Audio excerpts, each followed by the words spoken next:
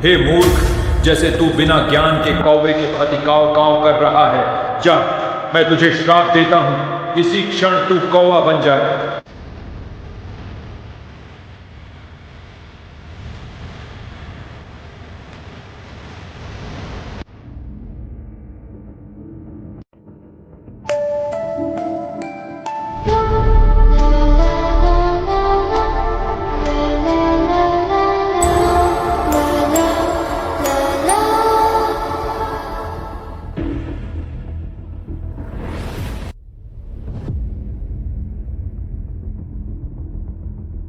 लोमश ऋषि का दिया हुआ वो श्राप, जिसकी वजह से जन्म हुआ एक ऐसा किरदार का जो समय के पार जाके 11 बार रामायण और 16 बार महाभारत का प्रत्यक्ष साक्षी बना।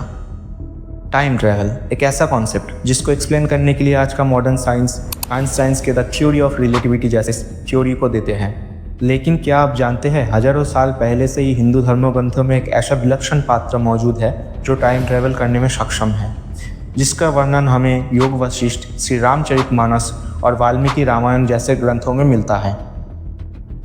बहुत समय पहले की बात है, एक विद्वान ब्राह्मण रहते थे, भगवान शिव के परम भक्त। एक दिन उनकी भेंट अयोध्या से आए हुए एक युवा से हुआ।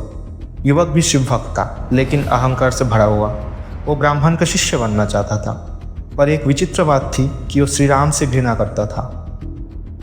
उसे श्री राम का नाम भी पसंद नहीं था, केवल शिव का ही भजन करता।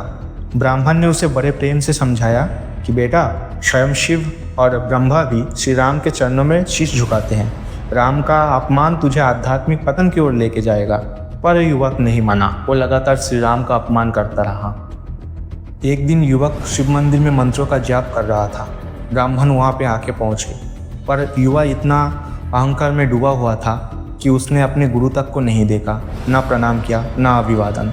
ब्राह्मण ने क्षमा कर दिया, पर शिव जी ने नहीं। आकाशवाणी हुआ, हे मूर्ख, तूने श्री राम का अपमान किया और अब अपने गुरु का भी। जा, मैं तुझे श्राप देता हूँ, तू वृक्ष की खोपड़ में रहने वाला एक सर्प बनेगा और अगले हजारों जन्म तक तुझे पशु योनि में बिताना पड़ेगा। ये सुन के ब्राह्मण अत्यंत व्याकुल हो उठे। उन्होंने शिव जी से करुणा की प्रार्थना किया। शिव जी उनके भक्ति से प्रसन्न हुए और अभिशाप में थोड़ा सा बदलाव किए। अब 1000 जन्म तो लेने थे, लेकिन वो सारे पेनलेस थे, और साथ ही साथ शिव जी ने उसको वरदान भी दिया कि वो 1000 के बाद जो पहला जन्म लेगा उसमें वो श्री राम का भक्ति को प्राप्त करेगा। युवक को 1000 जन्म लेने पड़े, लेकिन वो सारे पेनलेस थे। 1000 के बाद जो पहला जन्म लिया, उसने एक ब्राह्मण के घर में जन्म लिया। नाम पड़ा उसका भुशुंडी। अब चमत्कार देखिए, उसे अपने पिछले सारे जन्मों के बारे में याद था।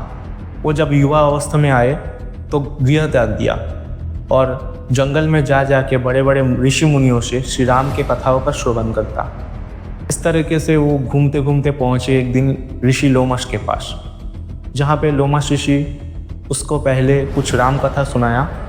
फिर लोमश ऋषि ने कहा कि कैसे निर्गुण भक्ति सगुण भक्ति से ऊपर है, लेकिन ये बात भुशुंडी को पसंद नहीं आया। उसने लोमश ऋषि से विवाद करना शुरू कर दिया। बढ़ते बढ़ते इतना बढ़ गया कि लोमश ऋषि को क्रोध आ गया।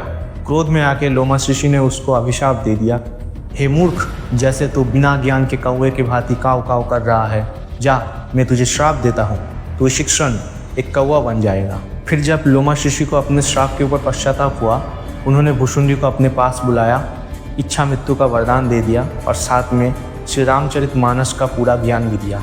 और फिर काकभुशुंडी जी अपने तपोभूमि में लौट गए। अब क्योंकि कौवे के रूप में उन्हें श्री राम का स्पर्श प्राप्त हुआ था, जिस वजह से उनको उस शरीर से प्रेम हो गया और वो आजीवन कौवे के रूप में ही बने रहे। अब क्योंकि काकभुशुंडी जी अनगिनत वर्षों तक जीवित रहे थे, तो ये माना जाता है कि उन्होंने 11 बार रामायण और 16 बार महाभारत को अपनी आंखों से देखा था, और हर बार इन घटनाओं के परिणाम अलग अलग थे। और इसी वजह से काकभुशुंडी जी के सभी कहानियाँ बहुत ही रोचक है। और अगर हम उन्हें आधुनिक विज्ञान के दृष्टिकोण से देखें तो हमें बहुत सारे आधुनिक सिद्धांत मिलेंगे। ये सारे कहानी आपको ज़्यादातर योग वशिष्ठ और श्री रामचरितमानस में पढ़ने को मिलेगा, जिसमें बहुत सारी आधुनिक तथ्य है, जैसे कि quantum physics, multiverse, time dilation etcetera. इस वीडियो के अगले पार्ट में हम मल्टीवर्स के बारे में और काकभुशुंडी जी को कैसे प्रभु श्री राम का स्पर्श प्राप्त हुआ था, इस बारे में जानेंगे। अगर आपको ये वीडियो पसंद आया हो तो लाइक करें, शेयर करें और हमारे चैनल मिस्ट्री ऑफ हिंदुस्तान को सब्सक्राइब करना ना भूलें। फिर मिलेंगे एक ऐसी जानकारी कहानी के साथ।